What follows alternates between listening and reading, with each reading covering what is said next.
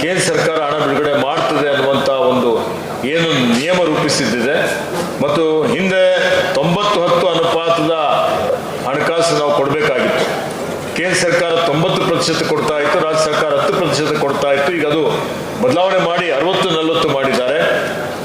ಇಷ್ಟೆಲ್ಲ ತೊಂದರೆಗಳಿದ್ದು ರಾಜ್ಯ ಸರ್ಕಾರಗಳ ಮೇಲೆ ಹೆಚ್ಚಿನ ಹೊರೆ ಬಿದ್ದರೂ ಸಹಿತ ಇವತ್ತೇನು ಬಡವರಿದ್ದಾರೆ, ಹಿಂದುಳಿದವರಿದ್ದಾರೆ, ಕೂಲಿ ಕಾರ್ಮಿಕರಿದ್ದಾರೆ, ಕೃಷಿಕರಿದ್ದಾರೆ, ಪರಿಶಿಷ್ಟ ಪರಿಷ್ಠ ಪಂಗಡದವರಿದ್ದಾರೆ, ಅವರೆಲ್ಲರ ಹಿತವನ್ನು ಕಾಪಾಡಲಿಕ್ಕೆ ಗ್ರಾಮೀಣ ಭಾಗದ ಅಭಿವೃದ್ಧಿಗಾಗಿ ನಮ್ಮ ಸರ್ಕಾರ ಬದ್ಧತೆಯನ್ನು ತೋರಿಸಿ ಇವತ್ತು ನಮ್ಮದು ವಿರೋಧದ ನಡುವೆಯೂ ನಾವೇನು ಪ್ರೊಟೆಸ್ಟ್ ನಾವೀಗಾಗಲೇ ಕೇಂದ್ರಕ್ಕೆ ನಮ್ಮ ಎಲ್ಲೆಲ್ಲಿ ಅಸಮ್ಮತಿ ಇದೆ ಅನ್ನುವಂಥದ್ದು ನಾವು ಅವರಿಗೆ ತಿಳಿಸಿದ್ದೇವೆ.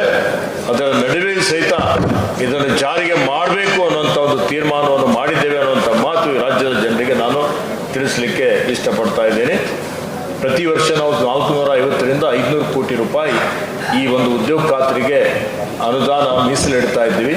ಈ ವರ್ಷ ನಮ್ಮ ಪೋರ್ಷನ್ ಏನಿದೆ ಅದು ಕೇಂದ್ರದ 5,709 ಕೋಟಿ ರೂಪಾಯಿ ನಾರ್ಮೇಟಿವ್ ಅಲೋಕೇಶನ್ ಆಗಿದ್ರೆ ನಾವು 3,800 ಕೋಟಿ ರೂಪಾಯಿ ಕೊಡಬೇಕಾಗುತ್ತೆ. 20 ವರ್ಷದಲ್ಲಿ ರಾಜ್ಯ ಸರ್ಕಾರ 61,333 ಕೋಟಿ ರೂಪಾಯಿಯನ್ನು ಖರ್ಚು ಮಾಡಿದೆ. ಅದರಲ್ಲಿ ಕೇಂದ್ರ ಸರ್ಕಾರ 56,000 ಕೋಟಿ ಕೊಟ್ಟಿದೆ, ನಾವು 4,800 ಕೋಟಿ ಕೊಟ್ಟಿದ್ದೇವೆ 20 ವರ್ಷದಲ್ಲಿ. ಒಂದೇ ವರ್ಷದಲ್ಲಿ ಈಗ 3,800 ಕೋಟಿ ರೂಪಾಯಿ ಹೊರೆ ರಾಜ್ಯ ಸರ್ಕಾರದ ಮೇಲೆ ಬೀಳುತ್ತೆ. ಇದು ಅವೈಜ್ಞಾನಿಕವಾದದ್ದಂತೂ ಅಂತೇಳಿ ನಾವು ನಮ್ಮ ವಿಚಾರಗಳನ್ನು ಪ್ರತಿಪಾದನೆ ಮಾಡಿದ್ದೇವೆ. 60 ದಿವಸ ಕೂಲಿ ಕೊಡಬಾರ್ದು ಅನ್ನುವಂಥದ್ದು ಸುಗ್ಗಿ ಕಾಲದಲ್ಲಿ ಅಂತ ಏನು ಕಾಯ್ದೆಯಲ್ಲಿ ರೂಲ್ಸಲ್ಲಿ ನಿಯಮಗಳಲ್ಲಿ ಮಾಡಿದ್ದಾರೆ, ಅದು ಅವೈಜ್ಞಾನಿಕವಾದಂಥದ್ದು. ಅದರಿಂದ ಕೂಲಿ ಕಾರ್ಮಿಕರಿಗೆ ತೊಂದರೆ ಆಗ್ತದೆ, ಶೋಷಣೆ ಆಗ್ತದೆ. ಅದು ತೆಗಿಬೇಕು ಅನ್ನುವಂಥದ್ದು ನಾನು ಮೊನ್ನೆ ನಡೆದಂಥ ರಾಷ್ಟ್ರೀಯ ಸಮ್ಮೇಳನದಲ್ಲಿ ಒತ್ತಾಯವನ್ನು ಮಾಡಿದ್ದೇನೆ.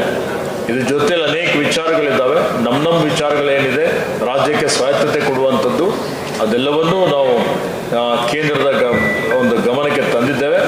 ಮತ್ತೆ ಇನ್ನು ಮುಂದೆ ಯಾವ ರೀತಿಯಲ್ಲಿ ಹೋಗಬೇಕು ಅನ್ನುವಂಥದ್ರ ಬಗ್ಗೆನೂ ನಾಳೆ ಸಚಿವ ಸಂಪುಟದಲ್ಲಿ ಚರ್ಚೆ ಮಾಡಿ ಅದನ್ನು ಮತ್ತೆ ತಿಳಿಸ್ತೀವಿ ಅನ್ನುವಂಥ ಒಂದು ಮಾತನ್ನು ಹೇಳಲಿಕ್ಕೆ ಬಯಸ್ತಾ ಇದ್ದೇನೆ.